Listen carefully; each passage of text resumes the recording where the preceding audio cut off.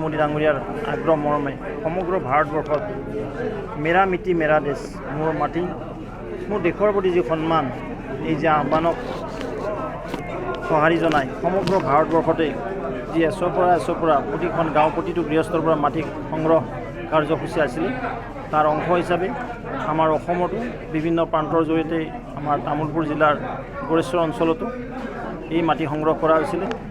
আমাৰ গোৰেশ্বৰ পৌৰসভাৰ সহযোগত ইয়াৰে এক্সিকিউটিভ অফিচাৰ, চাৰ্কল অফিচাৰ আৰু পৌৰসভাৰ পাৰিষদসকল, স্থানীয় ৰাইজ, আই মাতৃসকলৰ সহযোগত এই মাটি কালেকশ্যনৰ যি অংশ আছিলে, মাটি সংগ্ৰহৰ আজি শেষৰ দিনৰ কাৰ্যক্ৰম। আমি এটা কলহত গোটেই মিক্সাৰ কৰি এই কলহ মাটি আমি গুৱাহাটীলৈ পঠাই দিম। কলহ মাটি আমাৰ দিল্লীলৈকে যাব, য'ত অমৃতকালত এই অমৃত ভাটিকা, ৱাৰ মেমৰিয়েল যি অমৃত ভাটিকা নিৰ্মাণ হ'ব। লগতে অসমতো 42ৰ শ্বহীদ কনকলতাৰ পবিত্ৰ স্মৃতিত যি বিশ্ববিদ্যালয় নিৰ্মাণ হ'ব, এই বিশ্ববিদ্যালয় নিৰ্মাণৰ কাৰণে এই মাটি তাত প্ৰদান কৰা হ'ব।